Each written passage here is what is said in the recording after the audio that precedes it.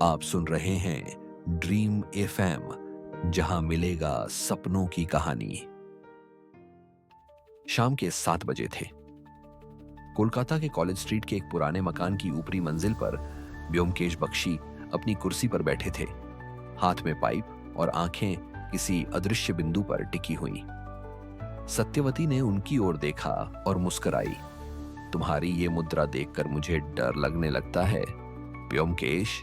जरूर कोई नई पहेली तुम्हारे दिमाग में घूम रही है। ब्योमकेश हल्के से मुस्कुराए, लेकिन कुछ बोले नहीं। तभी दरवाजे पर एक दस्तक हुई। देखो तो कौन है सत्यवती, उन्होंने कहा। सत्यवती ने दरवाजा खोला तो सामने एक अधेड़ उम्र का आदमी खड़ा था। चेहरे पर परेशानी की लकीरें थीं। आप ही ब्योमकेश बख्शी हैं? उसने धीरे से पूछा। हाँ, आइए, अंदर आइए, ब्योमकेश ने कहा। आदमी अंदर आया और एक कुर्सी पर बैठते ही बोला, मेरा नाम शरदाचरण बोस है, मैं एक व्यापारी हूं। परसों रात मेरे भाई की हत्या हो गई। पुलिस इसे लूटपाट का मामला बता रही है, लेकिन मुझे यकीन है कि यह सिर्फ लूटपाट नहीं थी, यह कोई सोची समझी साजिश थी। ब्योमकेश ने पाइप एक तरफ रखा और रुचि से पूछा, आपको ऐसा क्यों लगता है? क्योंकि मेरे भाई की कोई दुश्मनी नहीं थी, और अजीब बात यह है कि हत्यारे ने कुछ भी नहीं चुराया। उनका कीमती सामान ज्यों का त्यों पड़ा था। ब्योमकेश कुछ देर चुप रहे, फिर बोले, यह काफी दिलचस्प मामला है। हत्या का समय रात के करीब 12 बजे। शरीर पर घाव के निशान, गर्दन पर तेज धार वाले हथियार से वार किया गया था। ब्योमकेश ने सत्यवती की ओर देखा, फिर बोले, शरदा बाबू, क्या मैं आपके भाई के घर का दौरा कर सकता हूं? जरूर, अभी चलेंगे? ब्योमकेश मुस्कुराए। हाँ, जितनी जल्दी हो सके उतना अच्छा। सत्यवती, मैं देर से लौटूंगा। सत्यवती ने सिर हिलाया, मानो वो इस बात की आदी हो। ब्योमकेश ने अपना कोट उठाया और शरदाचरण के साथ बाहर निकल गए। कोलकाता की गलियां हल्की बारिश से भीग रही थीं, लेकिन ब्योमकेश की आंखों में एक अलग चमक थी, एक नए रहस्य की झलक। शरदाचरण बोस के भाई का घर उत्तरी कोलकाता की एक पुरानी हवेली थी। बाहर से देखकर कोई अंदाजा नहीं लगा सकता था कि यहाँ एक हत्या हुई है। हल्की बारिश अब भी हो रही थी और सड़क पर गैस लैंप की मध्यम रोशनी टिमटिमा रही थी। जैसे ही ब्योमकेश और शरदाचरण अंदर दाखिल हुए, हवेली की भारी लकड़ी की सीढ़ियां चरमराईं। एक बूढ़ा नौकर दरवाजे पर खड़ा था, जिसका चेहरा भय और चिंता से भरा हुआ था। साहब, पुलिस तो आकर चली गई, लेकिन हमें अब भी डर लगता है, उसने कांपती आवाज में कहा। ब्योमकेश ने एक नजर घुमाई। घर के अंदरूनी हिस्से में पुरानी लकड़ी की अलमारियां, भारी पर्दे और पीतल के झाड़ फानूस थे। हत्या वाला कमरा ऊपर की मंजिल पर था। मुझे उस कमरे में ले चलिए, ब्योमकेश ने कहा। शरदाचरण और नौकर उन्हें ऊपर ले गए। कमरा बड़ा था, लेकिन अब उसमें एक अजीब सूनापन था। खिड़की आधी खुली थी और हवा से पर्दे हिल रहे थे। पलंग के पास एक छोटी सी मेज थी, जिस पर अब भी आधा बुझा हुआ दिया रखा था। हत्या यहीं हुई थी? ब्योमकेश ने पूछा। हाँ, शरदाचरण बोले। पुलिस ने कहा कि हत्यारा शायद खिड़की से आया होगा, लेकिन मुझे यकीन नहीं है।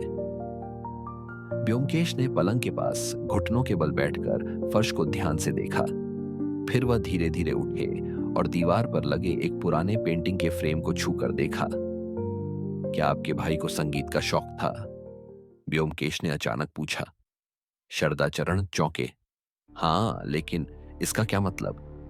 ब्योमकेश ने पेंटिंग के पीछे से एक छोटी सी चीज निकाली, वायलिन की एक टूटी हुई तार। ये देखिए, उन्होंने कहा।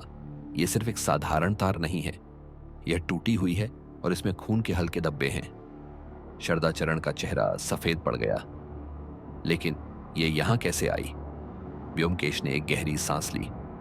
शायद आपके भाई ने मरने से पहले हत्यारे के साथ संघर्ष किया था। क्या आपके घर में कोई वायलिन बजाने वाला था? शरदाचरण ने सिर हिलाया। नहीं, मेरे भाई संगीत प्रेमी थे, लेकिन खुद वायलिन नहीं बजाते थे। ब्योमकेश ने कमरे के चारों ओर एक आखिरी नजर डाली, फिर बोले, मुझे लगता है यह मामला उतना सीधा नहीं जितना पुलिस मान रही है। हत्या की वजह शायद किसी पुराने राज से जुड़ी है। शरदाचरण घबराए हुए थे। तो अब क्या करेंगे? ब्योमकेश ने मुस्कुराकर कहा, अब हमें उस व्यक्ति को खोजना होगा जो इस घर में वायलिन लेकर आया था, और हो सकता है कि वो व्यक्ति ही असली खूनी हो। व्योमकेश ने कमरे से बाहर निकलने से पहले एक आखिरी नजर हत्या वाले स्थान पर डाली। उन्होंने खिड़की की ओर देखा और धीरे से कहा, खिड़की आधी खुली थी, पर बारिश के कोई निशान अंदर नहीं थे। इसका मतलब हत्यारा इस खिड़की से नहीं आया था। शरदाचरण ने चौंक कर पूछा, तो फिर हत्यारा अंदर से आया था? शायद, व्योमकेश ने धीरे से कहा। मुझे घर के बाकी लोगों से बात करनी होगी। कौन कौन मौजूद था उस रात? शरदाचरण ने गिनती की।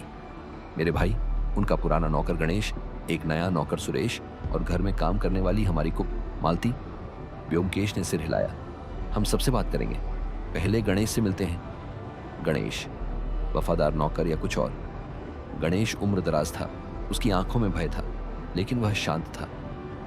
साहब, मालिक बहुत अच्छे थे, उनका किसी से बैर नहीं था, उसने कहा।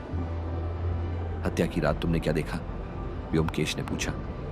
मैं रात 10 बजे अपने कमरे में चला गया था। सुबह 5 बजे उठकर मैंने साहब को मृत पाया।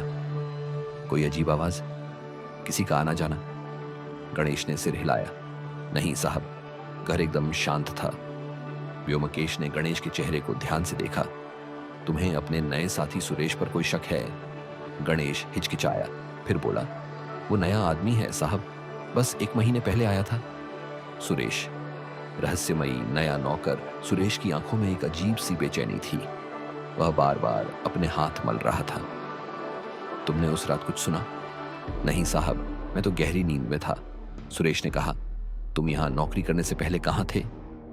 सुरेश झिझका, फिर बोला, एक वकील के यहां काम करता था। व्योमकेश ने उसकी आंखों में देखा। क्या तुम्हें संगीत पसंद है?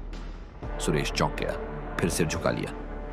जी हाँ, मैं वायलिन बजाना जानता हूं। व्योमकेश मुस्कुराए। वायलिन की टूटी हुई तार के बारे में क्या जानते हो? सुरेश के माथे पर पसीना आ गया। मैं नहीं जानता साहब।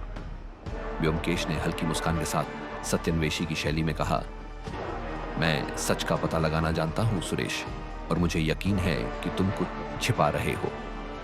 सुरेश की पेशानी पर पसीने की बूंदें उभर आई थीं। उसने व्योमकेश की आंखों में देखा और फिर नजरें झुका लीं। सुरेश, तुम झूठ बोल रहे हो? व्योमकेश ने सधे हुए स्वर में कहा, तुम्हें इस वायलिन की टूटी हुई तार के बारे में जरूर कुछ पता है।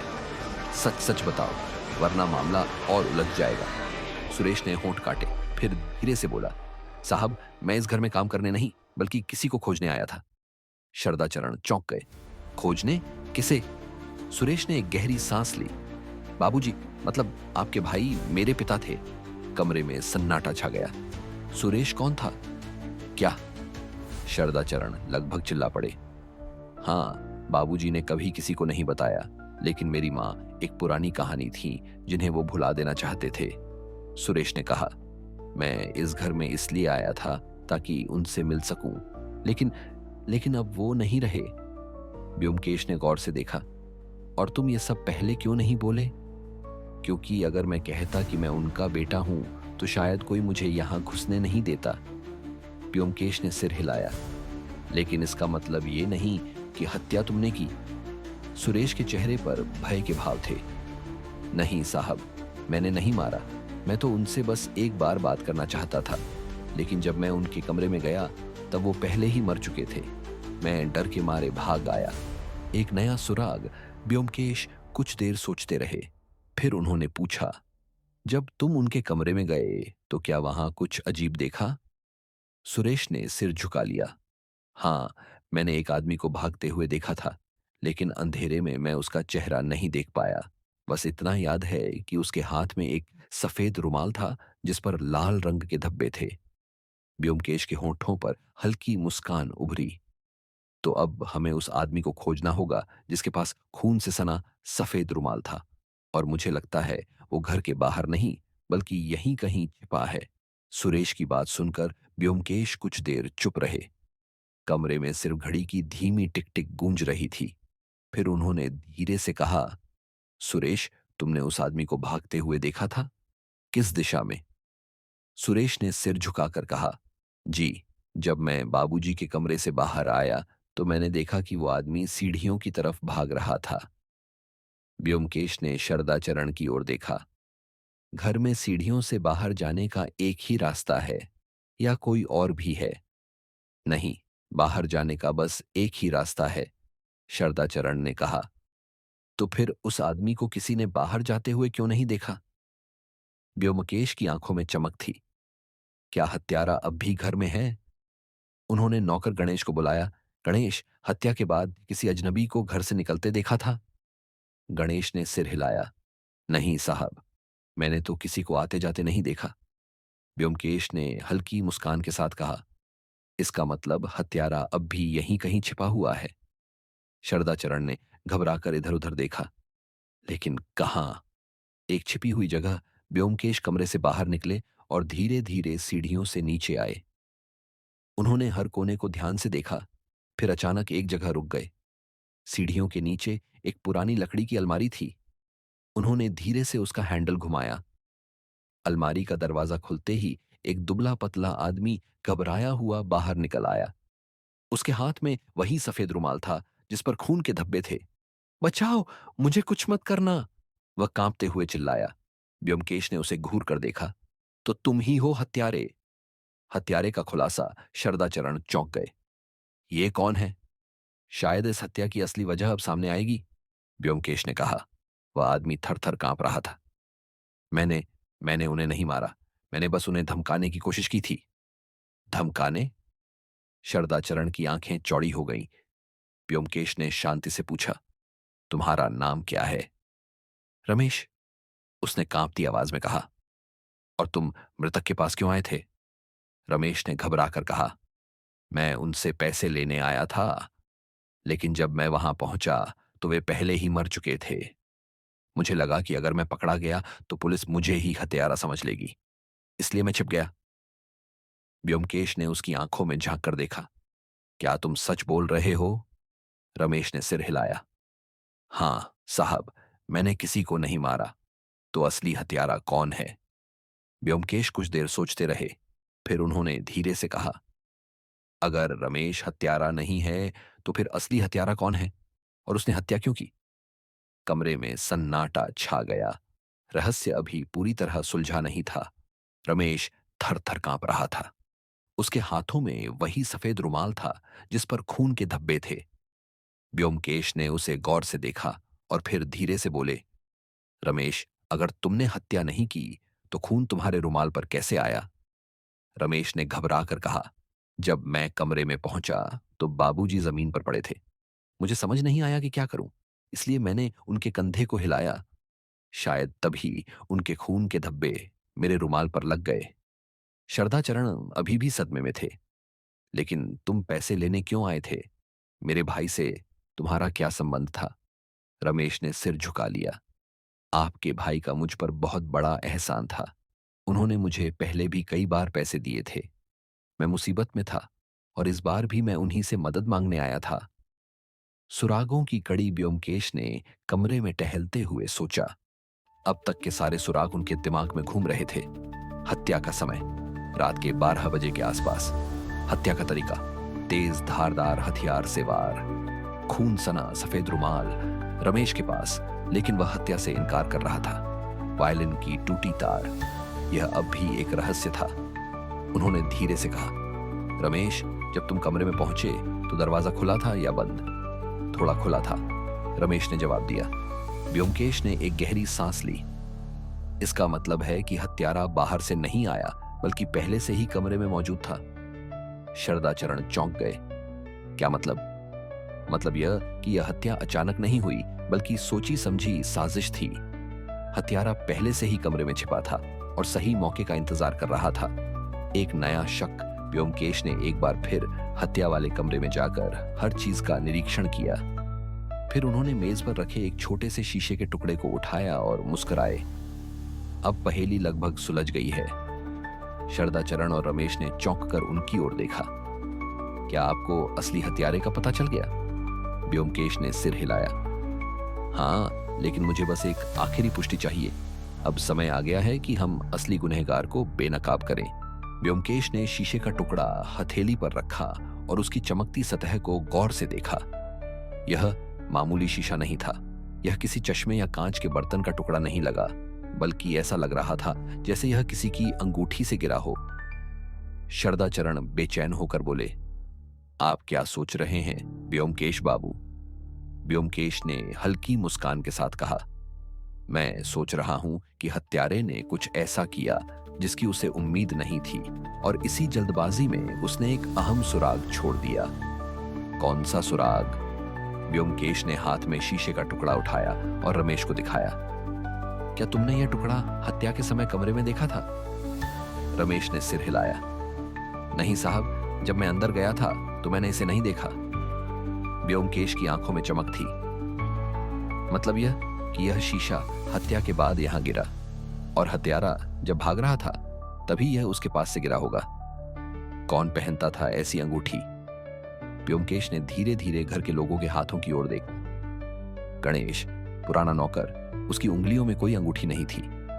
सुरेश, मृतक का बेटा, उसके हाथ खाली थे। शरदाचरण, उसके हाथ में सोने की एक साधारण अंगूठी थी, लेकिन उसमें कांच नहीं था। मालती, रसोइया, जिसने अभी तक कुछ नहीं कहा था, उसकी उंगलियों में 2 चांदी की अंगूठियां थीं। और फिर व्योमकेश की नजर एक शख्स पर ठहरी, सुरेश। उसकी दाहिनी हाथ की छोटी उंगली में एक पतली कांच जड़ी अंगूठी थी, लेकिन अब उसमें कांच नहीं था। सच्चाई सामने आने लगी। व्योमकेश ने धीरे से कहा, सुरेश, तुम्हारी अंगूठी का कांच कहां गया? सुरेश एकदम चौंक गया। मुझे नहीं पता, शायद गिर गया होगा। क्या वह इस टुकड़े से मेल खाता है? व्योमकेश ने शीशे का टुकड़ा उसकी ओर बढ़ाया। सुरेश के चेहरे का रंग उड़ गया। वह लड़खड़ाया, फिर तेजी से दरवाजे की ओर भागा। लेकिन इससे पहले कि वह बाहर निकल पाता, व्योमकेश ने उसका हाथ पकड़ लिया। खेल खत्म सुरेश, तुम ही असली हत्यारे हो। हत्या की असली वजह शरदाचरण अवाक रह गए। लेकिन सुरेश मेरे भाई का बेटा था, उसने उन्हें क्यों मारा? सुरेश ने सिर झुका लिया। अब उसके चेहरे पर घबराहट की जगह गुस्सा था। हां, मैं उनका बेटा था, लेकिन उन्होंने मुझे कभी अपनाया नहीं। उन्होंने मुझे पैसे दिए, पर कभी पिता की तरह नहीं देखा। जब मैं उनके पास गया और कहा कि मैं उनका बेटा हूं, उन्होंने मुझे धक्का देकर निकाल दिया। गुस्से में मैंने वायलिन की तार से उनका गला घोंट दिया। कमरे में सन्नाटा छा गया। व्योमकेश ने शांति से कहा, इंसाफ कभी खून से नहीं मिलता सुरेश। तुमने जो किया उसका अंजाम भुगतना होगा। सुरेश ने नजरें झुका ली। पुलिस को बुलाया गया और उसने अपना गुनाह कबूल कर लिया। खूनी नहीं, इंसाफ। शरदाचरण ने व्योमकेश की ओर देखा। अगर आप ना होते तो यह मामला कभी सुलझता ही नहीं। व्योमकेश ने हल्का मुस्कुराते हुए कहा, सत्य ही सबसे बड़ा न्याय है और सत्य को सामने आना ही था। सुरेश को पुलिस के हवाले कर दिया गया, लेकिन व्योमकेश के दिमाग में अब भी कुछ सवाल घूम रहे थे। सब कुछ इतना आसान कैसे हो सकता था? क्या सुरेश सच में असली हत्यारा था, या फिर वह किसी और की चाल में फंस गया था?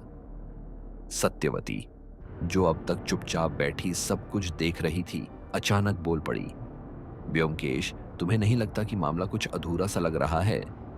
व्योमकेश मुस्कुराए, हाँ, मुझे भी यही लग रहा है। शरदाचरण ने चौंक कर पूछा, क्या मतलब? क्या सुरेश ने हत्या नहीं की? व्योमकेश ने धीरे से कहा, शायद की हो, लेकिन एक सवाल अब भी बचा है। हत्या का असली मकसद क्या था? सुरेश की कबूलनामे में कुछ गड़बड़ थी। सुरेश ने कबूला कि उसने गुस्से में आकर हत्या कर दी थी, लेकिन हत्या वायलिन की तार से की गई थी। सवाल यह था, क्या कोई गुस्से में अचानक किसी को मारने के लिए इतने जटिल तरीके का चुनाव करेगा? अगर यह हत्या पहले से सोची समझी नहीं थी, तो वायलिन की तार उसके पास कहां से आई? व्योमकेश ने रमेश की ओर देखा।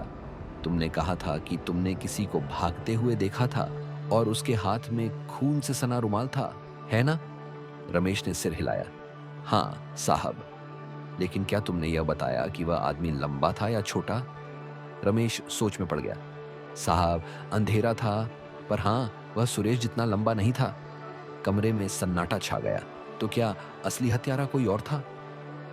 व्योमकेश ने धीरे धीरे कमरे में टहलते हुए कहा, अब इस मामले को नए सिरे से देखना होगा। हत्या किसी ने की, लेकिन सुरेश को फंसाने की कोशिश की गई और असली हत्यारा अब भी खुला घूम रहा है। शरदाचरण की आंखें चौड़ी हो गईं। तो फिर असली कातिल कौन है? व्योमकेश ने मुस्कुराते हुए कहा, यही तो अब पता लगाना बाकी है। सुरेश के पकड़े जाने के बावजूद व्योमकेश की जिज्ञासा शांत नहीं हुई थी। हत्या का तरीका, वायलिन की टूटी तार और रमेश के बयान में एक गहरी साजिश की गंध थी। हत्या से पहले की आखिरी मुलाकात, व्योमकेश ने शरदाचरण से पूछा, हत्या की रात क्या किसी ने मृतक से मुलाकात की थी? शरदाचरण ने सिर हिलाया। हाँ, उनके पुराने मित्र डॉक्टर बसु उनसे मिलने आए थे। डॉक्टर बसु? व्योमकेश की आंखें सिकुड़ गईं। हाँ, वह अक्सर आते थे, लेकिन उस दिन मुलाकात लंबी चली। क्या उन्होंने देर रात तक यहाँ रुकने की बात कही थी? नहीं, उन्होंने कहा कि वह जल्दी निकलेंगे। लेकिन नौकर गणेश ने बताया कि वह काफी देर तक यहीं थे। डॉक्टर बसु पर शक गहराता है। व्योमकेश तुरंत नौकर गणेश के पास पहुंचे। गणेश, तुमने डॉक्टर बसु को जाते हुए देखा था? गणेश ने सिर हिलाया। नहीं बाबू, जब मैंने आखिरी बार देखा था तो वह साहब के कमरे में ही थे। उसके बाद क्या हुआ मैं नहीं जानता। व्योमकेश मुस्कुराए। तो क्या यह मुमकिन है कि डॉक्टर बसु ही हत्यारे हों? शरदाचरण ने घबरा कर कहा, लेकिन वह तो मेरे भाई के घनिष्ठ मित्र थे। उनके पास हत्या करने की कोई वजह नहीं थी। अगर वजह नहीं थी तो सुरेश को फंसाने की जरूरत क्यों पड़ी? वायलिन की तार और हत्या का असली मकसद। अब सवाल यह था कि डॉक्टर बसु ने हत्या क्यों की? व्योमकेश ने धीरे धीरे कहा, इस हत्या का मकसद सिर्फ गुस्सा नहीं था, बल्कि इसके पीछे कोई बड़ी साजिश छिपी है। और मैं यकीन से कह सकता हूं कि इसमें सिर्फ एक नहीं, बल्कि दो लोग शामिल थे। शरदाचरण और सत्यवती दोनों चौंक गए। तो फिर दूसरा कौन हो सकता है? व्योमकेश की आंखों में चमक थी। हमें डॉक्टर बसु से मिलना होगा। अब यह मामला जल्द ही सुलझने वाला है। व्योमकेश और शरदाचरण सीधे डॉक्टर बसु के घर पहुंचे। वह एक प्रतिष्ठित चिकित्सक थे और मृतक के पुराने मित्र भी। लेकिन व्योमकेश को यकीन था कि इस मामले की असली गुत्थी उनकी ही तरफ इशारा कर रही थी। डॉक्टर बसु ने दरवाजा खोला और दोनों को देखकर चौंक गए। अरे शरदाचरण बाबू, इतनी रात गए? सब ठीक तो है? व्योमकेश ने सीधे सवाल किया। डॉक्टर बसु, क्या हम अंदर आ सकते हैं? उन्होंने झिझकते हुए दरवाजा खोला। मनोवैज्ञानिक चाल बैठक में बैठते ही व्योमकेश ने कहा, हम हत्या के सिलसिले में कुछ सवाल पूछने आए हैं। आपने आखिरी बार मृतक से कब मुलाकात की थी? डॉक्टर बसु ने गंभीरता से कहा, हत्या की रात ही। हम पुरानी यादें ताजा कर रहे थे। और क्या आप देर तक वहां रुके थे? नहीं, मैं जल्दी निकल गया था। व्योमकेश मुस्कुराए। लेकिन नौकर गणेश कहता है कि आपने देर रात तक उनके कमरे में समय बिताया था। डॉक्टर बसु के माथे पर पसीना आ गया। देखिए, मैं आपसे झूठ नहीं बोलना चाहता। दरअसल मैं वहां था। लेकिन लेकिन क्या? डॉक्टर बसु? हत्या की साजिश का पर्दाफाश। डॉक्टर बसु ने गहरी सांस ली और धीमी आवाज में कहा, मुझे नहीं पता कि सच कहने से मुझे फंसाया जाएगा या नहीं, लेकिन मैं बताता हूं। शरदाचरण बेचैनी से उनकी बात सुन रहे थे। मुझे अपने दोस्त पर शक था कि वह किसी बड़े रहस्य को छिपा रहा था। जब मैंने उससे पूछा तो उसने टाल दिया। मैं कुछ देर वहां रुका, लेकिन फिर चला गया। व्योमकेश ने उनकी आंखों में झांकते हुए कहा, लेकिन आप ही आखिरी व्यक्ति थे जो उनसे मिले थे। डॉक्टर बसु कुछ कहने ही वाले थे कि अचानक दरवाजे के पीछे एक परछाई दिखी। व्योमकेश ने झटके से कहा, कौन है वहां? दरवाजा खुला और एक औरत अंदर आई। मालती, मृतक के घर की रसोइयां। एक और नया मोड़। मालती का चेहरा घबराया हुआ था। साहब, मुझे बचा लीजिए, मुझे सच्चाई पता है। व्योमकेश ने गहरी सांस लेते हुए कहा, तो बताओ, असली हत्यारा कौन है? मालती की आंखों में डर था। हत्या डॉक्टर बसु ने नहीं की। असली हत्यारा कोई और है, और वह मुझे मारने वाला है। कमरे में सन्नाटा छा गया। मालती कांप रही थी। उसकी आंखों में खौफ था और वह बार बार दरवाजे की तरफ देख रही थी, मानो कोई उसका पीछा कर रहा हो। व्योमकेश ने शांत स्वर में कहा, मालती, घबराओ मत। यहां तुम सुरक्षित हो। बस हमें सच बताओ। मालती ने इधर उधर देखा और फिर धीरे से बोली, साहब, मैं उस रात किचन में थी। रात के लगभग 11:30 बजे मैंने किसी को दबे पांव अंदर जाते देखा था। शरदाचरण और डॉक्टर बसु दोनों चौंक गए। कौन था वो? व्योमकेश ने पूछा। मालती ने कांपते हुए कहा, मैं पूरा चेहरा तो नहीं देख पाई, लेकिन वह आदमी लंबा था और उसने सफेद दस्ताने पहने हुए थे। सुरागों की नई कड़ी। व्योमकेश ने तुरंत पूछा, क्या तुमने उसकी कोई और पहचान देखी? मालती ने सिर हिलाया। बस इतना याद है कि वह तेजी से अंदर गया और कुछ देर बाद वहां से भागा। जब मैंने कमरे के अंदर झांका तो बाबूजी जमीन पर पड़े थे। मुझे कुछ समझ नहीं आया, इसलिए मैं डर के मारे भाग गई। डॉक्टर बसु गहरी सोच में पड़ गए। लेकिन सुरेश ने तो कहा था कि उसने हत्या की है। व्योमकेश मुस्कुराए। यही तो असली खेल है डॉक्टर बसु। किसी ने सुरेश को फंसाने की पूरी साजिश रची थी। डर के पीछे की वजह शरदाचरण ने गंभीर स्वर में कहा, मालती, अगर तुमने पहले ही सब कुछ देखा था तो अब तक चुप क्यों थी? मालती की आंखों में आंसू आ गए। साहब, उस आदमी ने मुझे देख लिया था। उसने मुझे धमकी दी थी कि अगर मैंने किसी से कुछ कहा तो वह मुझे भी मार देगा। कमरे में सन्नाटा छा गया। तो असली हत्यारा अब भी आजाद घूम रहा है, व्योमकेश ने धीरे से कहा। असली हत्यारे के करीब अब यह साफ हो चुका था कि हत्या सुरेश ने नहीं की थी, बल्कि उसे फंसाने की साजिश की गई थी। असली हत्यारा लंबा था, सफेद दस्ताने पहने था और शायद वह पहले से ही घर के भीतर छुपा हुआ था। व्योमकेश ने गहरी सांस लेते हुए कहा, अब बस एक आखिरी सुराग चाहिए और हमें असली हत्यारे तक पहुंचने से कोई नहीं रोक सकता। शरदाचरण ने चिंतित होकर पूछा, लेकिन वह सुराग क्या है? व्योमकेश मुस्कुराए। हत्या का असली मकसद। व्योमकेश ने धीरे से अपनी आंखें बंद की, जैसे वह दिमाग में एक एक सुराग को जोड़ रहे हों। मामला जितना उलझा हुआ लग रहा था उतना था नहीं। उन्होंने धीरे से कहा, इस हत्या का असली मकसद अब तक हमसे छुपा हुआ है।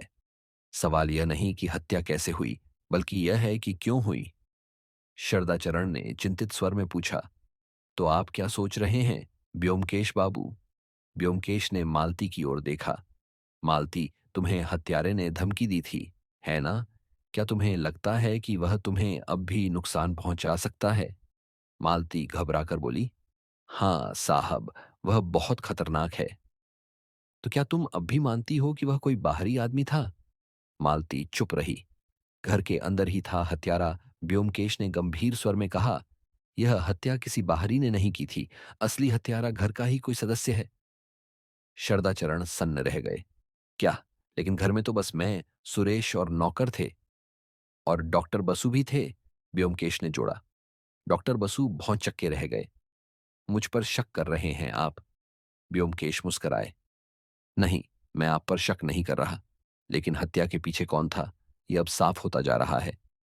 हत्या का असली मकसद, वसीयत। व्योमकेश ने धीरे से कहा, क्या आपको पता है कि मृतक ने हाल ही में अपनी वसीयत बदली थी? शरदाचरण चौंक गए। नहीं, क्या उन्होंने वाकई ऐसा किया था? हाँ, और इस बार उन्होंने अपनी संपत्ति का एक बड़ा हिस्सा किसी और के नाम किया था। आखिरी सुराग। अब सवाल यह था कि वसीयत में आखिर किसका नाम था? क्या असली हत्यारा कोई ऐसा था जिसे अपनी संपत्ति खोने का डर था? व्योमकेश ने धीरे से कहा, अब हमें उस वसीयत को खोजना होगा। उसमें ही हत्या की असली वजह छिपी है। व्योमकेश ने धीरे से अपनी आंखें बंद की, जैसे वह दिमाग में एक एक सुराग को जोड़ रहे हों। मामला जितना उलझा हुआ लग रहा था उतना था नहीं। उन्होंने धीरे से कहा, इस हत्या का असली मकसद अब तक हमसे छुपा हुआ है। सवाल यह नहीं कि हत्या कैसे हुई, बल्कि यह है कि क्यों हुई। शरदाचरण ने चिंतित स्वर में पूछा, तो आप क्या सोच रहे हैं व्योमकेश बाबू?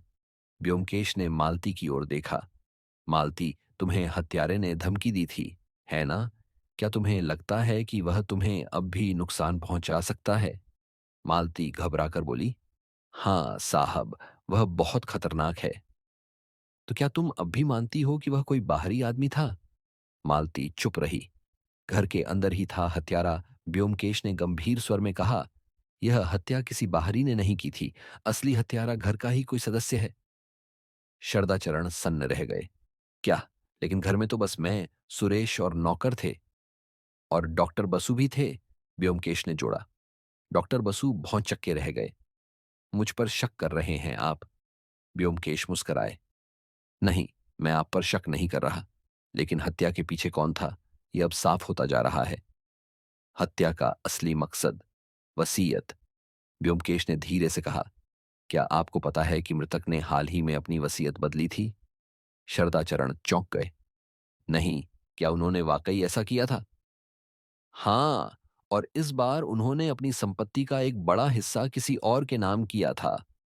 आखिरी सुराग, अब सवाल यह था कि वसीयत में आखिर किसका नाम था? क्या असली हत्यारा कोई ऐसा था जिसे अपनी संपत्ति खोने का डर था? व्योमकेश ने धीरे से कहा, अब हमें उस वसीयत को खोजना होगा। उसमें ही हत्या की असली वजह छिपी है। व्योमकेश अब पूरी तरह से आश्वस्त थे कि हत्या का असली मकसद संपत्ति से जुड़ा था। सवाल यह था कि वसीयत में किसका नाम था? क्या इसी वजह से किसी ने हत्या की थी? वसीयत की तलाश, शरदाचरण ने माथे पर हाथ रखकर कहा। लेकिन वसीयत कहाँ मिलेगी? भाई साहब ने कभी इसके बारे में बात नहीं की थी। डॉक्टर बसु कुछ सोचकर बोले, अगर वसीयत बदली गई थी तो इसे कहीं सुरक्षित रखा गया होगा, शायद उनके कमरे में। व्योमकेश ने तुरंत कहा, हमें उनके कमरे की तलाशी लेनी होगी। सुरागों की पड़ताल, वे सभी मृतक के कमरे में पहुंचे। कमरा वैसे ही था जैसे हत्या के समय मिला था। व्योमकेश ने बड़े ध्यान से अलमारी, दराज और संदूक की तलाशी ली। अचानक सत्यवती की नजर एक पुरानी किताब पर गई। व्योमकेश, ये किताब जरा अलग लग रही है। व्योमकेश ने किताब उठाई और उसके पन्ने पलटे। अचानक बीच के पन्नों में एक लिफाफा निकला। शरदाचरण ने चौंक कर कहा, यह क्या है? व्योमकेश ने धीरे से लिफाफा खोला। यह वसीयत थी। वसीयत में किसका नाम था? व्योमकेश ने जल्दी से वसीयत पढ़नी शुरू की। कुछ देर बाद उन्होंने गहरी सांस ली और कहा, अब मामला पूरी तरह साफ हो गया। शरदाचरण घबराकर बोले, किसका नाम था वसीयत में? व्योमकेश ने पेपर सामने रखते हुए कहा, यहां लिखा है कि मृतक ने अपनी सारी संपत्ति सुरेश के नाम कर दी थी। कमरे में सन्नाटा छा गया। तो क्या हत्यारा शरदाचरण था? डॉक्टर बसु हैरान रह गए। तो इसका मतलब कि शरदाचरण बाबू ने? शरदाचरण तुरंत बोले, नहीं, मैं निर्दोष हूं। मुझे इस वसीयत के बारे में कुछ पता नहीं था। लेकिन व्योमकेश की आंखें किसी और तरफ देख रही थीं। उन्होंने धीरे से कहा, शरदाचरण निर्दोष हैं। असली हत्यारा कोई और है, और वह इस कमरे में मौजूद है। कमरे में घना सन्नाटा था। हर किसी की नजरें व्योमकेश पर टिकी थीं। वसीयत की सच्चाई सामने आ चुकी थी। मृतक ने अपनी सारी संपत्ति सुरेश के नाम कर दी थी। शरदाचरण ने गहरी सांस लेते हुए कहा, अगर मैं निर्दोष हूं तो फिर हत्यारा कौन है? व्योमकेश ने कमरे में घूमते हुए कहा, जिसने हत्या की उसने सिर्फ हत्या नहीं की, उसने चालाकी से सुरेश को फंसाने की योजना भी बनाई थी। यानी यह हत्या गुस्से या झगड़े में नहीं हुई, बल्कि पहले से सोची समझी थी।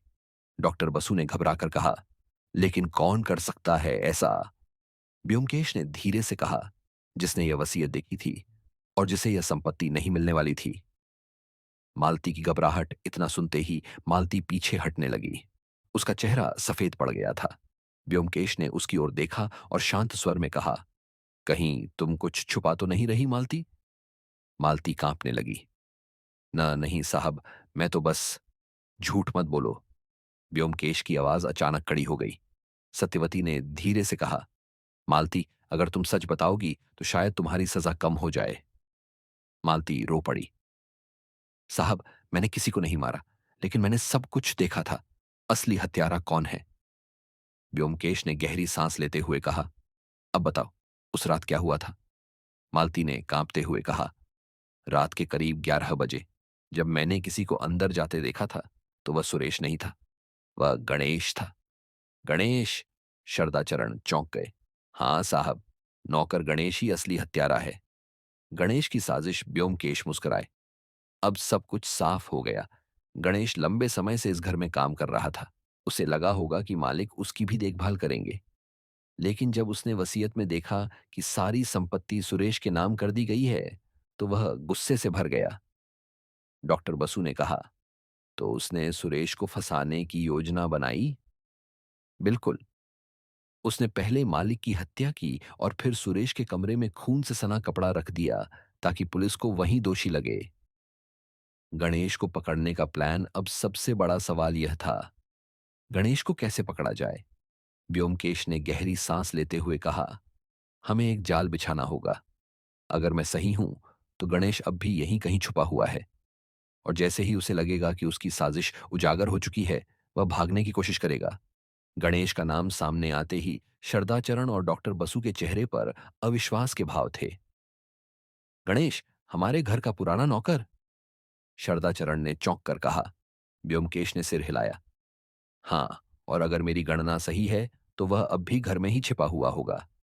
जैसे ही उसे पता चलेगा कि हमने सच्चाई जान ली है, वह भागने की कोशिश करेगा। एक चालाकी भरा दांव। ब्योमकेश ने सभी को इशारे से चुप रहने के लिए कहा। फिर उन्होंने जोर से कहा, अब जब हमें असली हत्यारा मिल गया है तो हमें पुलिस को बुलाकर उसे पकड़वाना होगा। यह सुनते ही सत्यवती समझ गई कि ब्योमकेश किसी योजना के तहत यह कह रहे थे। कुछ मिनट तक कमरे में शांति छाई रही, लेकिन फिर धड़ा, सीढ़ियों के पास से कुछ गिरने की आवाज आई। ब्योमकेश तुरंत बाहर भागे। गणेश की आखिरी कोशिश, गणेश दरवाजे की तरफ भाग रहा था, लेकिन ब्योमकेश पहले से तैयार थे। जैसे ही वह मुख्य दरवाजे से बाहर निकलने वाला था, शरदाचरण और डॉक्टर बसु ने उसे दबोच लिया। छोड़ो मुझे, मैंने कुछ नहीं किया। गणेश चीखने लगा। ब्योमकेश ने मुस्कुराकर कहा, तुमने कुछ नहीं किया? तो फिर भाग क्यों रहे थे? गणेश के चेहरे पर हवाइयां उड़ने लगीं। वह कुछ कहने ही वाला था कि ब्योमकेश ने अपनी जेब से एक खून से सना रूमाल निकाला। यह तुम्हारा है ना? गणेश अब पूरी तरह बेजुबान हो गया। सच सामने आया। कुछ देर की चुप्पी के बाद गणेश टूट गया। वह घुटनों के बल गिर पड़ा और रोने लगा। हाँ, मैंने ही हत्या की थी। डॉक्टर बसु और शरदाचरण अवाक रह गए। गणेश ने रोते हुए कहा, मालिक ने कहा था कि वे मरने के बाद मुझे कुछ पैसे देंगे, लेकिन जब मैंने वसीयत देखी तो उसमें मेरा नाम नहीं था। सब कुछ उस नालायक सुरेश के नाम कर दिया गया था। मुझे लगा कि अगर सुरेश ही नहीं रहेगा तो मालिक फिर से वसीयत बदल देंगे। ब्योमकेश ने सिर हिलाया। लेकिन तुम यह भूल गए कि हत्या के बाद पुलिस छानबीन जरूर करेगी, और जब कोई अपराधी चालाकी से सुराग मिटाने की कोशिश करता है तो वह और भी ज्यादा सुराग छोड़ जाता है। न्याय हुआ। कुछ देर बाद पुलिस आ गई और गणेश को गिरफ्तार कर लिया गया। शरदाचरण ने ब्योमकेश से कहा, आपने एक बार फिर साबित कर दिया कि सच्चाई को कोई नहीं छुपा सकता। ब्योमकेश मुस्कुराए। यही तो मेरा काम है शरदाचरण बाबू। अपराधी चाहे जितना भी चालाक हो, न्याय से बच नहीं सकता। गणेश की गिरफ्तारी के बाद माहौल कुछ शांत हुआ, लेकिन ब्योमकेश के दिमाग में अब भी कुछ सवाल घूम रहे थे। मामला हल हो चुका था, अपराधी पकड़ा जा चुका था, लेकिन कुछ बातें अब भी अधूरी लग रही थीं। सत्यवती ने धीरे से पूछा, अब तो मामला खत्म हो गया ना? ब्योमकेश ने सिर हिलाया। नहीं, अभी भी एक गुत्थी सुलझनी बाकी है। क्या गणेश अकेला था? डॉक्टर बसु ने चौंक कर पूछा। आपका मतलब है कि इस साजिश में कोई और भी शामिल था? ब्योमकेश ने धीरे से कहा। गणेश नौकर था, उसने मालिक की वसीयत चुपचाप पढ़ ली। लेकिन क्या यह संभव है कि वह इतना बड़ा कदम अकेले उठा सके? शरदाचरण चुप थे।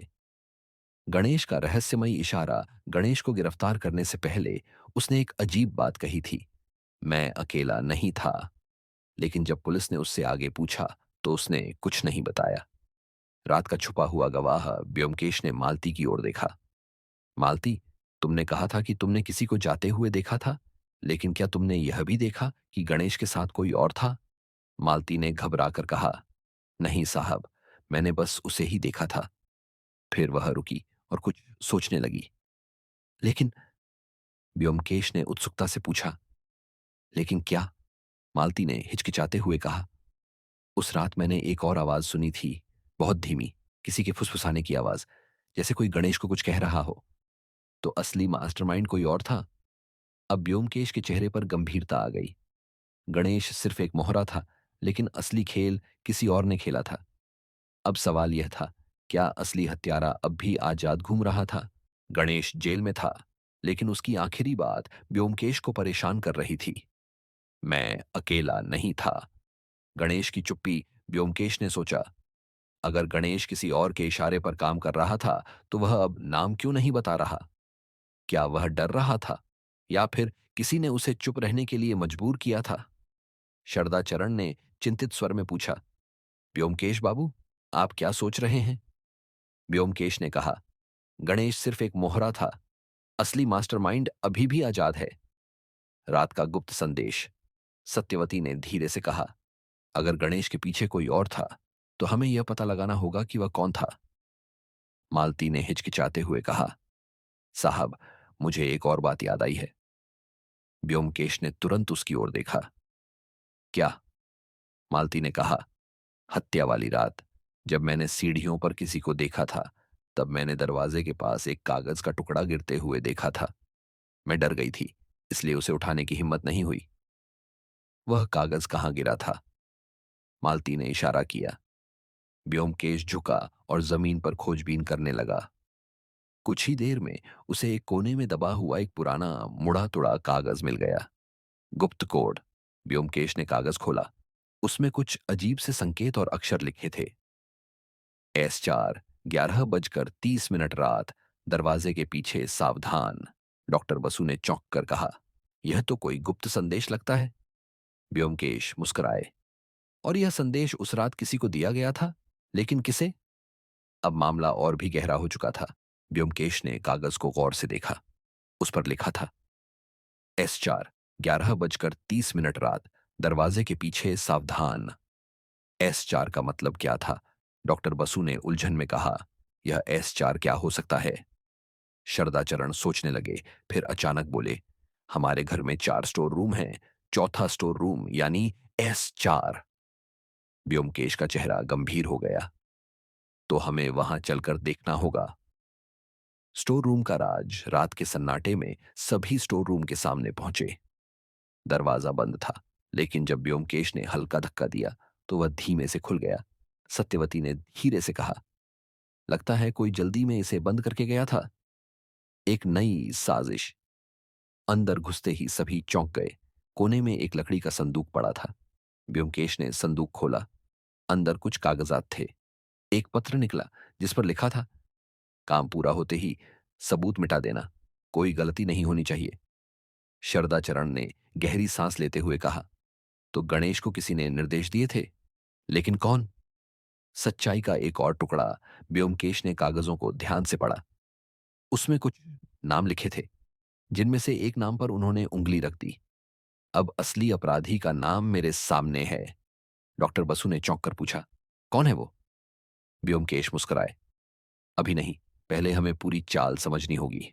स्टोर रूम में मिले सबूतों ने व्योमकेश को एक नए निष्कर्ष तक पहुंचा दिया था।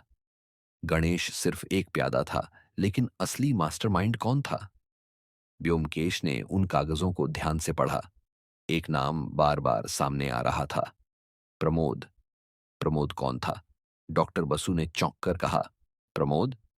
लेकिन यह नाम तो पहले कभी नहीं आया। शरदाचरण कुछ सोचने लगे, फिर अचानक बोले, प्रमोद? अरे, वह हमारा दूर का रिश्तेदार है। कुछ साल पहले पैसों की तंगी के कारण भाई साहब ने उसकी मदद की थी। व्योमकेश ने सिर हिलाया। और शायद उसे लगा होगा कि वह इस संपत्ति पर भी हक जता सकता है। साजिश का असली चेहरा। सत्यवती ने कहा, तो क्या प्रमोद ने ही गणेश को हत्या के लिए उकसाया? व्योमकेश मुस्कुराए, बिल्कुल। प्रमोद जानता था कि अगर वसीयत सुरेश के नाम होगी तो वह कुछ नहीं कर पाएगा। उसने गणेश को लालच दिया और उससे हत्या करवाई। लेकिन असली चालाकी तब थी जब उसने सुरेश को फंसाने के लिए सबूत तैयार किए। शरदाचरण के चेहरे पर गुस्सा था। तो इस सब के पीछे प्रमोद था। हमें उसे तुरंत पकड़वाना होगा। एक आखिरी जाल। व्योमकेश ने कहा, नहीं, पहले हमें यकीन करना होगा कि प्रमोद सच में दोषी है। हम उसे ऐसी स्थिति में लाएंगे जहां वह खुद अपनी गलती मान ले। डॉक्टर बसु ने पूछा, कैसे? व्योमकेश मुस्कुराए, बस हमें उसे भरोसा दिलाना होगा कि गणेश ने अपना मुंह नहीं खोला है, और फिर देखना, वह खुद फंस जाएगा। व्योमकेश के दिमाग में एक योजना थी। प्रमोद को पकड़ने के लिए उसे अपनी ही चाल में फंसाना जरूरी था। योजनाबद्ध जाल। शरदाचरण चिंतित स्वर में बोले, लेकिन प्रमोद से सामना कैसे किया जाए? अगर उसे शक हो गया तो वह भाग भी सकता है। व्योमकेश मुस्कुराए। यही तो हमें रोकना होगा। हमें उसे विश्वास दिलाना होगा कि गणेश अब भी उसके भरोसे में है। डॉक्टर बसु ने पूछा, लेकिन प्रमोद को यहां कैसे बुलाया जाए? व्योमकेश ने गणेश का नाम लेते हुए कहा, हम गणेश के नाम से प्रमोद को एक संदेश भेजेंगे। उसमें लिखा होगा कि पुलिस को अब तक कुछ नहीं पता और वह उसे एक गुप्त स्थान पर मिलना चाहता है। अगर प्रमोद को यकीन हो गया कि गणेश अब भी उसके पक्ष में है, तो वह जरूर मिलने आएगा। गुप्त संदेश भेजा गया। एक विश्वास पात्र व्यक्ति के जरिए प्रमोद को संदेश भिजवाया गया। काम हो गया, लेकिन मुसीबत बढ़ रही है। मिलो, वरना सब खत्म। अब देखना था कि प्रमोद इस पर कैसे प्रतिक्रिया देता है। जाल में फंसने की घड़ी। अगली रात तय जगह पर सभी छिपकर इंतजार कर रहे थे। रात के करीब 11 बजे संतरी की धीमी आवाज आई, कोई आ रहा है। सभी सतर्क हो गए। कुछ ही पलों में एक साया धीमे कदमों से अंदर दाखिल हुआ। प्रमोद, सच्चाई सामने आई।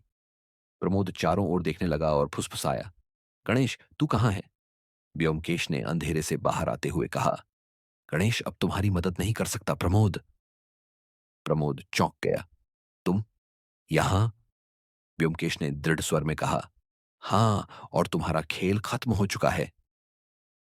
प्रमोद की आखिरी कोशिश। प्रमोद ने भागने की कोशिश की, लेकिन पहले से तैयार पुलिस ने उसे पकड़ लिया। अब वह गुस्से में चिल्ला रहा था, तुम लोग कुछ साबित नहीं कर सकते। व्योमकेश ने शांति से कहा, हमारे पास सबूत हैं प्रमोद। तुम्हारा पत्र, तुम्हारी मुलाकातें, तुम्हारे नकली गवाह, और सबसे बढ़कर तुम्हारा खुद यहां आना। अब प्रमोद पूरी तरह घबरा चुका था। न्याय हुआ। अगली सुबह प्रमोद को पुलिस के हवाले कर दिया गया। शरदाचरण ने राहत की सांस ली। आपने फिर से साबित कर दिया कि सच्चाई से कोई बच नहीं सकता, व्योमकेश बाबू। व्योमकेश मुस्कुराए। यह सिर्फ सच्चाई की जीत है, शरदाचरण बाबू। खूनी नहीं, इंसाफ। प्रमोद पकड़ा जा चुका था।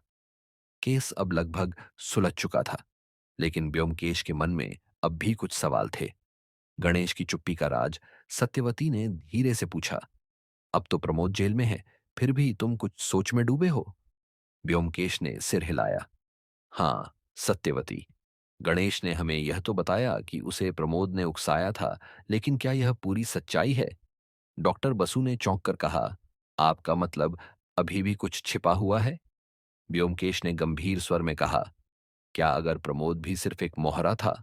शरदाचरण ने चौंक कर पूछा, आप कहना क्या चाहते हैं? संदेह की एक नई कड़ी। व्योमकेश ने प्रमोद की गिरफ्तारियों के कागजों को ध्यान से देखा। तभी अचानक एक महत्वपूर्ण बात उनके ध्यान में आई। प्रमोद के पास इतनी जानकारी आई कहां से? सत्यवती ने कहा, शायद गणेश ने उसे दी हो। नहीं, व्योमकेश बोले, गणेश सिर्फ एक साधारण नौकर था। उसे वसीयत के बारे में कैसे पता चला? डॉक्टर बसु ने गहरी सांस ली। तो क्या कोई और भी इस साजिश में शामिल था? घर के अंदर का भेदिया। अब शक एक नए व्यक्ति पर जा रहा था। क्या कोई ऐसा व्यक्ति था जो इस पूरे षड्यंत्र का असली सूत्रधार था? क्या प्रमोद सिर्फ एक और मोहरा था? प्रमोद पकड़ा जा चुका था, लेकिन व्योमकेश के मन में अब भी संदेह था। क्या वह असली मास्टरमाइंड था या उसके पीछे कोई और था? एक नई कड़ी। व्योमकेश ने प्रमोद की गतिविधियों का ध्यानपूर्वक विश्लेषण किया। वह सिर्फ एक दूर का रिश्तेदार था, फिर उसे घर की इतनी गहरी जानकारी कैसे थी? डॉक्टर बसु ने कहा, आपका मतलब है कि घर के अंदर से ही किसी ने प्रमोद को जानकारी दी? व्योमकेश ने सिर हिलाया। बिल्कुल, और अब हमें यह पता लगाना होगा कि वह कौन था। मालती का नया बयान। मालती अब तक चुप थी, लेकिन अचानक उसने कहा, साहब, एक अजीब बात याद आई। सभी उसकी ओर देखने लगे।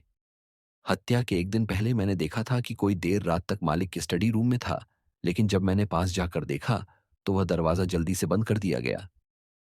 व्योमकेश ने पूछा, तुमने किसी को बाहर आते देखा? मालती ने सिर हिलाया। नहीं, लेकिन कुछ देर बाद जब मैंने फिर से झांका तो स्टडी रूम खाली था। वसीयत तक कौन पहुंच सकता था? व्योमकेश ने सोचा, वसीयत तक पहुंचने का अधिकार सिर्फ घर के कुछ ही लोगों को था। अब शक की सुई बहुत संकुचित हो चुकी थी। सत्य उजागर होने के कगार पर। व्योमकेश ने शरदाचरण से पूछा, आपके घर में कौन कौन स्टडी रूम की चाबी रखता था? शरदाचरण ने गंभीर स्वर में कहा, सिर्फ मैं। और वह अचानक चुप हो गए। व्योमकेश ने कहा, कहिए शरदाचरण बाबू। कौन? शरदाचरण ने गहरी सांस ली। मेरी पत्नी। क्या असली अपराधी घर के अंदर ही था? क्या शरदाचरण की पत्नी इस साजिश में शामिल थी, या यह सिर्फ एक संयोग था? अब यह रहस्य अपने अंतिम मोड़ की ओर बढ़ रहा था। भाग 23। असली मास्टरमाइंड का पर्दाफाश। शरदाचरण की पत्नी का नाम सुनते ही कमरे में सन्नाटा छा गया। क्या सच में वह इस साजिश का हिस्सा हो सकती थी? शरदाचरण की दुविधा। शरदाचरण बेचैनी से बोले, व्योमकेश बाबू, यह असंभव है। मेरी पत्नी कभी ऐसा नहीं कर सकती। व्योमकेश ने शांत स्वर में कहा, मुझे पता है कि यह सुनकर आपको झटका लगा होगा, लेकिन हमें सच्चाई तक पहुंचना ही होगा। सबूत क्या कहते हैं? व्योमकेश ने घर के सभी लोगों से सवाल जवाब शुरू किए। मालती ने बताया, मैंने उस रात किसी को स्टडी रूम में जाते देखा था, लेकिन अंधेरे में चेहरा साफ नहीं दिखा। डॉक्टर बसु ने कहा, शायद किसी और ने चाबी चुराई हो। व्योमकेश ने सिर हिलाया, संभव है, लेकिन हमें और ठोस सबूत चाहिए। गुप्त दस्तावेज का रहस्य। अचानक सत्यवती बोली, अगर स्टडी रूम में कोई था तो शायद उसने वसीयत से जुड़ा कोई और दस्तावेज भी निकाला हो। व्योमकेश ने तुरंत स्टडी रूम की तलाशी ली। कुछ देर बाद उसे एक अलमारी के पीछे फंसा हुआ एक पुराना लिफाफा मिला। उस पर लिखा था, संशोधित वसीयत। नई वसीयत का खुलासा। व्योमकेश ने कागज खोला और पढ़ते ही चौंक गए। यह वसीयत बदली गई थी और इसमें प्रमोद का भी नाम था। शरदाचरण का चेहरा पीला पड़ गया। तो असली खेल यह था। व्योमकेश बोले, अब यह साफ हो चुका है कि किसी ने जानबूझकर वसीयत बदलवाई। प्रमोद सिर्फ एक मोहरा था, लेकिन असली मास्टरमाइंड कोई और था। डॉक्टर बसु ने गंभीर स्वर में कहा, तो फिर असली अपराधी कौन है? व्योमकेश ने गहरी सांस ली और बोले, हमें अब असली गुनहगार से सीधा सामना करना होगा। नई वसीयत मिलने के बाद मामला पूरी तरह से पलट चुका था। अब यह साफ हो गया था कि प्रमोद सिर्फ एक मोहरा था। कोई और था जो पर्दे के पीछे से चालें चल रहा था। शरदाचरण की बेचैनी। शरदाचरण अब पूरी तरह से चिंतित नजर आ रहे थे। उन्होंने व्योमकेश से पूछा, बाबू, क्या आपको लगता है कि मेरी पत्नी इस साजिश में शामिल हो सकती हैं? व्योमकेश ने शांत स्वर में कहा, मैं जल्दबाजी में कोई निष्कर्ष नहीं निकालूंगा, लेकिन इस साजिश में किसी ऐसे व्यक्ति का हाथ है जिसे घर के मामलों की पूरी जानकारी थी। डॉक्टर बसु ने कहा, लेकिन नई वसीयत में प्रमोद का नाम आने का मतलब है कि उसे भी सब कुछ बताया गया था। क्या यह संभव है कि? एक और गुप्त पत्र। व्योमकेश ने स्टडी रूम में और भी गहराई से खोजबीन शुरू की। अचानक उन्हें एक पुरानी अलमारी के पीछे दबा हुआ एक और कागज मिला। वह एक पत्र था, काम हो जाने के बाद वसीयत को नष्ट कर देना, किसी को शक नहीं होना चाहिए। व्योमकेश ने पत्र को ध्यान से देखा। पत्र के नीचे एक निशान था, एक आधा मिटा हुआ अक्षर, एस। घर का असली भेदी व्योमकेश ने सबको देखा और बोले, अब मैं जानता हूं कि असली गुनहगार कौन है। सत्यवती ने उत्सुकता से पूछा, कौन? व्योमकेश ने धीरे से कहा, सुधाकर। सुधाकर कौन था? शरदाचरण ने चौंक कर कहा, सुधाकर? लेकिन वह तो हमारा पुराना मैनेजर है। व्योमकेश बोले, हाँ, और वही इस पूरे खेल का असली मास्टरमाइंड भी है। सभी चौंक गए। व्योमकेश के शब्द सुनकर पूरा कमरा सन्न रह गया। सुधाकर, पुराना मैनेजर जो वर्षों से इस घर का हिस्सा था, वही इस पूरी साजिश का असली सूत्रधार था। शरदाचरण की प्रतिक्रिया। शरदाचरण हतप्रभ थे। उन्होंने अविश्वास से कहा, व्योमकेश बाबू, यह कैसे हो सकता है? सुधाकर तो मेरे पिता के समय से हमारे साथ था। व्योमकेश ने गंभीर स्वर में कहा, यही तो उसकी सबसे बड़ी ताकत थी शरदाचरण बाबू। आप सभी उसे अपना समझते थे और इसी भरोसे का उसने फायदा उठाया। साजिश का पूरा खुलासा व्योमकेश ने समझाया। सुधाकर वर्षों से इस संपत्ति पर नजर गड़ाए बैठा था। जब उसे पता चला कि असली वसीयत में आपका नाम है, तो उसने इसे बदलने की योजना बनाई। डॉक्टर बसु बोले, तो क्या प्रमोद भी उसके इशारे पर काम कर रहा था? बिल्कुल, व्योमकेश बोले। प्रमोद लालची था, लेकिन असली खेल खेलने वाला सुधाकर था। उसने प्रमोद को अपने मोहरे की तरह इस्तेमाल किया और गणेश को हत्या के लिए उकसाया। सबूत और गवाही, ब्योमकेश ने सभी सबूत सामने रखे।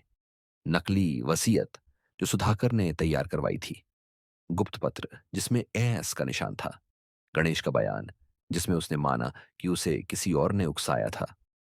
अब कोई शक नहीं था, सुधाकर ही इस साजिश का असली मास्टरमाइंड था।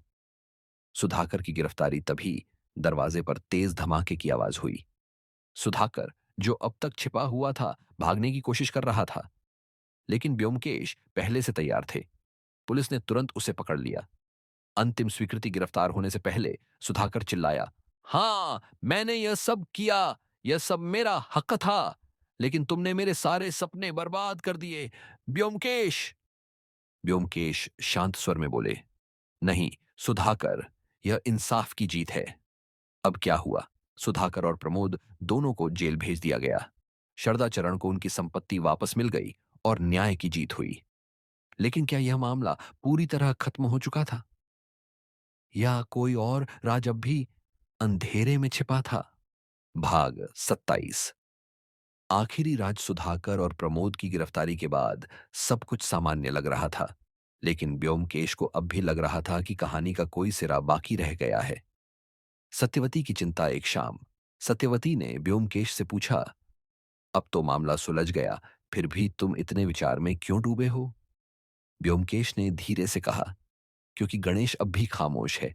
उसने हत्या की, लेकिन उसने कभी यह साफ साफ नहीं बताया कि उसे किसने उकसाया।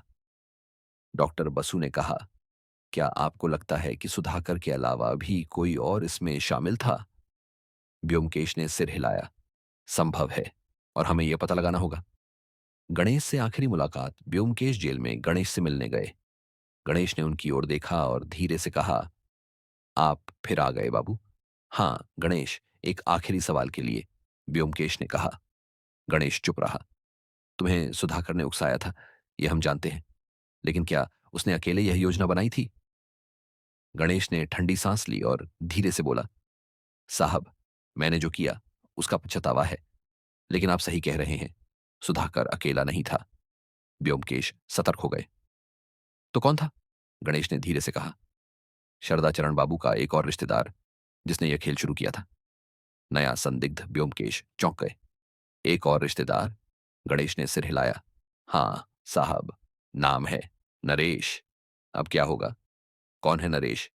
क्या वह इस साजिश का असली सूत्रधार था? गणेश के शब्द सुनकर ब्योमकेश के दिमाग में एक नई गुत्थी बनने लगी। नरेश, लेकिन यह नाम अब तक कहीं नहीं आया था। शरदाचरण की प्रतिक्रिया। ब्योमकेश ने शरदाचरण से पूछा, आपके परिवार में नरेश कौन है? शरदाचरण कुछ पल के लिए चुप रहे, फिर बोले, नरेश मेरा दूर का चचेरा भाई है, लेकिन वह सालों पहले यहां से चला गया था। मुझे नहीं लगता कि उसका इस मामले से कोई संबंध है। आपकी उससे आखिरी बार कब बात हुई थी? ब्योमकेश ने पूछा। करीब 6 महीने पहले। उसने मुझसे कुछ पैसे उधार मांगे थे, लेकिन मैंने मना कर दिया, शरदाचरण ने जवाब दिया। ब्योमकेश ने गहरी सांस ली। तो हो सकता है कि वह इसी वजह से बदला लेना चाहता हो।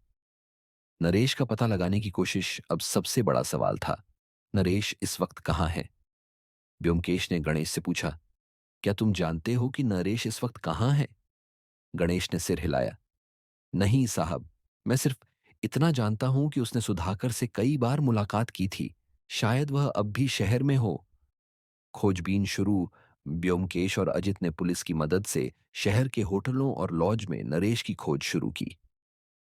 कुछ घंटों की तलाश के बाद आखिरकार एक लॉज में उसके नाम से कमरा बुक मिला, लेकिन जब वे वहां पहुंचे, कमरा खाली था। क्या नरेश को भनक लग चुकी थी? ब्योमकेश ने कमरे की तलाशी ली। वहां एक पुरानी डायरी मिली जिसमें कुछ पन्ने फटे हुए थे, लेकिन बचे हुए पन्नों में एक दिलचस्प बात लिखी थी, सुधाकर के बाद अब अगला कदम उठाने का समय आ गया है। ब्योमकेश का माथा ठनका। तो इसका मतलब है कि नरेश अभी भी कुछ करने की योजना बना रहा है। नरेश का लॉज का कमरा खाली था, लेकिन उसकी डायरी ने एक नई चेतावनी दी।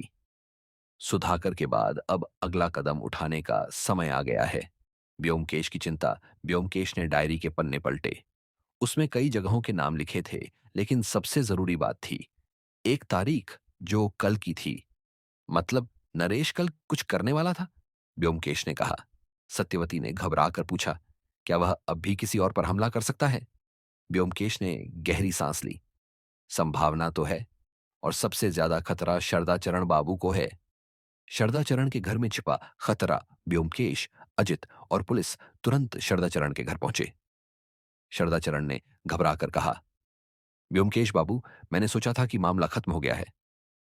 अभी नहीं, शरदाचरण बाबू, व्योमकेश ने कहा। नरेश अब भी छिपा हुआ है और वह कुछ बड़ा करने की फिराक में है। रात का इंतजार। व्योमकेश ने घर की सुरक्षा बढ़ा दी। सभी चौकन्ने थे, लेकिन पूरी रात शांति से बीत गई। नरेश कहीं नहीं दिखा। सुबह होते ही पुलिस ने शहर भर में तलाशी शुरू कर दी। तभी अचानक एक नौकर दौड़ता हुआ आया। साहब, पीछे के दरवाजे के पास कुछ हलचल हुई थी। नरेश पकड़ा गया। व्योमकेश और पुलिस तुरंत वहां पहुंचे। एक छायाचित्र तेजी से भागने की कोशिश कर रहा था। रुको नरेश, व्योमकेश चिल्लाए। पुलिस ने चारों तरफ से घेर लिया। नरेश फंस चुका था। नरेश का इकबालियां बयान गिरफ्तार होने के बाद नरेश चिल्लाया, हां, मैंने सब कुछ किया। सुधाकर मेरा मोहरा था। असली बदला मेरा था। शरदाचरण ने अविश्वास से पूछा, लेकिन क्यों? नरेश नरेश ने गुस्से से कहा, तुम्हारे पिता ने मेरे परिवार को बर्बाद कर दिया था। तुम्हें सब कुछ मिला और हमें कुछ नहीं। मैंने सुधाकर को उकसाया, वसीयत बदलवाई, लेकिन तुम अब भी बच गए। व्योमकेश ने गंभीर स्वर में कहा, लेकिन अपराध का अंजाम हमेशा एक ही होता है, न्याय। अब क्या होगा? नरेश को जेल भेज दिया गया। नरेश की गिरफ्तारी के साथ ही यह लगने लगा था कि पूरा मामला सुलझ चुका है। लेकिन व्योमकेश के दिमाग में अब भी एक सवाल घूम रहा था। अगर नरेश ही इस पूरी साजिश का मास्टरमाइंड था, तो सुधाकर आखिरी वक्त तक वसीयत को जलाने की कोशिश क्यों कर रहा था? व्योमकेश का शक। सत्यवती ने देखा कि व्योमकेश अब भी विचारों में डूबे थे। अब तो अपराधी पकड़े जा चुके हैं, फिर भी तुम्हारी परेशानी कम क्यों नहीं हो रही? उन्होंने पूछा। व्योमकेश बोले, सुधाकर और नरेश दोनों ने कबूल किया कि उन्होंने यह योजना बनाई थी। लेकिन अगर सब कुछ उनके हिसाब से हो रहा था, तो सुधाकर आखिरी वक्त तक वसीयत क्यों जलाना चाहता था? क्या कोई और राज भी छिपा है? नरेश से आखिरी सवाल। व्योमकेश पुलिस स्टेशन पहुंचे और नरेश से मिले। एक आखिरी सवाल, नरेश, उन्होंने कहा। नरेश चुपचाप उनकी ओर देखता रहा। तुमने कहा कि तुम्हारा मकसद बदला लेना था, लेकिन वसीयत बदलवाने के बाद भी तुमने यह खेल जारी रखा। क्या सिर्फ धन दौलत ही कारण थी, या कुछ और? नरेश हंसा। व्योमकेश बाबू, तुम सच में बहुत तेज हो। हाँ, पैसा तो एक बहाना था, असली वजह कुछ और थी। क्या? नरेश ने धीरे से कहा। शरदाचरण बाबू के पिता के पास एक और रहस्य था। एक ऐसा दस्तावेज जो अगर दुनिया के सामने आता तो पूरा मामला पलट सकता था। छुपा हुआ दस्तावेज। व्योमकेश तुरंत शरदाचरण के घर पहुंचे और स्टडी रूम की फिर से तलाशी ली। आखिरकार एक पुराने संदूक के कोने में एक पुराना दस्तावेज मिला। यह एक असली वसीयत थी, जिसमें लिखा था कि शरदाचरण इस संपत्ति के असली मालिक नहीं थे। सच्चाई का खुलासा। व्योमकेश ने शरदाचरण से कहा, आपके पिता ने शायद यह वसीयत बदल दी थी और इसी वजह से नरेश को बदला लेने का मौका मिला। शरदाचरण ने दस्तावेज को ध्यान से देखा और गहरी सांस ली। तो क्या इसका मतलब है कि मैं इस घर का असली मालिक नहीं हूं? व्योमकेश ने कहा, कानूनी रूप से यह मामला पेचीदा हो सकता है, लेकिन सच यही है कि नरेश और सुधाकर ने इसी दस्तावेज के कारण यह साजिश रची थी। भाग 30, न्याय और अंतिम फैसला। नरेश की साजिश का पर्दाफाश हो चुका था। असली वसीयत भी मिल चुकी थी।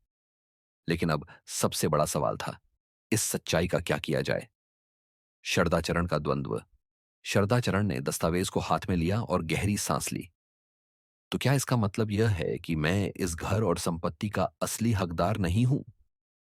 व्योमकेश ने शांत स्वर में कहा, कानूनी तौर पर यह मामला जटिल हो सकता है, लेकिन नैतिक रूप से यह आपके विवेक पर निर्भर करता है।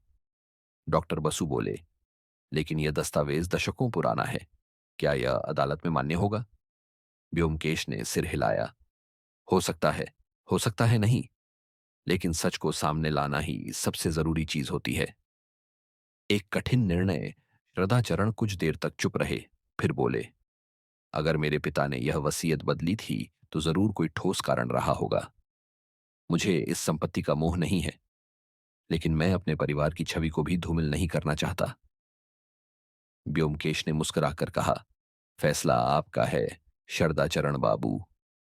न्याय हमेशा सिर्फ कानून के दायरे में नहीं आता, बल्कि इंसान की अंतरात्मा भी इसमें भूमिका निभाती है। आखिरी मोड़ शरदाचरण ने फैसला किया कि वह इस दस्तावेज को नष्ट नहीं करेंगे, बल्कि इसे अदालत के समक्ष रखेंगे। जो भी कानूनी फैसला होगा वह उसे स्वीकार करेंगे। नरेश और सुधाकर को उनके अपराधों की सजा मिल गई। गणेश को भी सजा हुई, लेकिन उसने हत्या के लिए जो पश्चाताप दिखाया, उसे देखते हुए उसकी सजा कुछ कम कर दी गई। अंतिम संवाद जब सब कुछ खत्म हो गया, सत्यवती ने ब्योमकेश से पूछा, अब तो मामला पूरी तरह हल हो चुका है ना? ब्योमकेश हल्के से मुस्कुराए, हाँ सत्यवती, अब न्याय हो चुका है। इंसाफ ने अपनी राह पाली है। तो अब कुछ दिनों के लिए आराम करोगे? सत्यवती ने हंसते हुए पूछा। ब्योमकेश ने खिड़की से बाहर देखते हुए कहा, जब तक दुनिया में अपराध है, तब तक सत्यान्वेषी का आराम कहाँ। और इसी के साथ खूनी नहीं, इंसाफ की यह रोमांचक जासूसी यात्रा समाप्त हुई। तो कैसा लगा आज का एपिसोड? हमें कमेंट करके जरूर बताएं। आपके फीडबैक से ही हमें और बेहतरीन कंटेंट बनाने की प्रेरणा मिलती है। जल्द मिलेंगे अगले एपिसोड में।